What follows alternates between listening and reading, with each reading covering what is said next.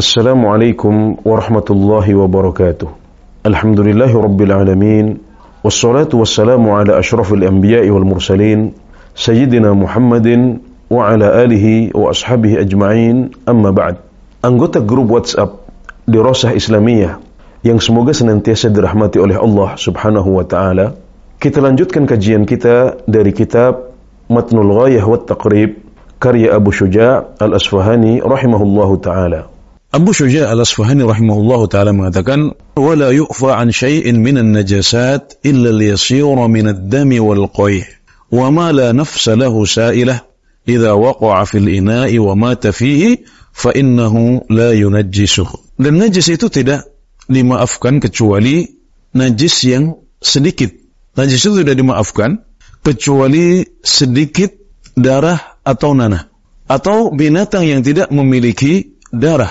Jika binatang tersebut jatuh dalam suatu bejana kemudian mati, maka hal tersebut tidak membuatnya najis.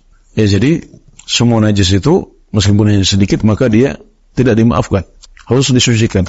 Tapi ada beberapa najis yang dimaafkan jika sedikit, yaitu darah, karena firman Allah Subhanahu wa taala, قُلْ لَا أَجِدُ فِيمَا أُوحِيَ إِلَيَّ مُحَرَّمًا عَلَى طَاعِمٍ يَطْعَمُهُ إِلَّا أَنْ يَكُونَ مَيْتَةً أَوْ دَمًا مَسْفُوحًا أَوْ لَحْمَ خِنْزِيرٍ.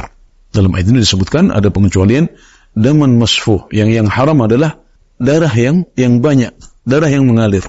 Adapun kalau ada darah yang sedikit, yang keluar dari kaki kita, dari tangan kita, maka itu dimaafkan kalau mengenai pakaian kita atau mengenai badan kita.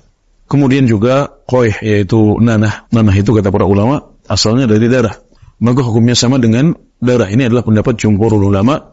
Adapun menurut sebagian ulama seperti Ibnu Taimiyah rahimahullahu taala, maka nanah bukanlah najis. Dalil mereka adalah karena tidak ada dalil yang menunjukkan bahwasanya nanah itu adalah najis, maka tidak wajib untuk disucikan karena dia bukan najis. Dan pada dasarnya semua benda, semua barang itu hukumnya adalah suci, kecuali jika ada dalilnya.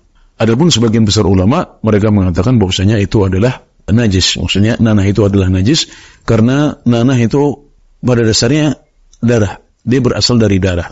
Kemudian yang dimaafkan juga adalah kalau ada binatang yang jatuh ke dalam suatu bejana, tempat minum, sementara binatang ini tidak memiliki darah. Seperti contohnya adalah zubab atau lalat, nyamuk, cicak, dan yang semacamnya yang tidak memiliki darah. Ini semuanya kalau jatuh dalam bejana atau tempat minum kita, maka binatang yang tidak punya darah ini atau bangkainya tidak membuat air yang ada di dalamnya menjadi najis. Dalilnya apa? Dalilnya adalah hadis yang masyhur yang diriwayatkan oleh Al-Bukhari dari Abu Hurairah radhiyallahu anhu, bahwasanya Rasulullah sallallahu alaihi wasallam bersabda, "Idza waqa'a adz-dzubabu fi ina'i ahadikum falyaghmishu kullahu ثم ليطرحه فإن في أحد جناحيه شفاء وفي الآخر داء." Jika lalat jatuh ke bejana seorang di antara kalian, maka hendaklah dia mencelupkannya semuanya, kemudian membuangnya, karena pada salah satu sayapnya ada kesembuhan dan di sayapnya yang lain ada penyakit. Ini adalah penjelasan dari Rasulullah SAW yang harus kita imani sebagai seorang muslim. Kebenaran adalah apa yang disampaikan oleh beliau berdasarkan wahyu.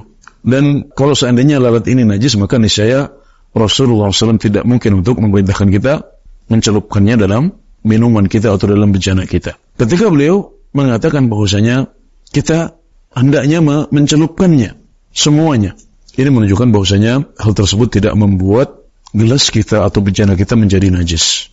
Dan binatang-binatang yang lain dikiaskan kepada lalat jika dia tidak memiliki darah sebagaimana lalat.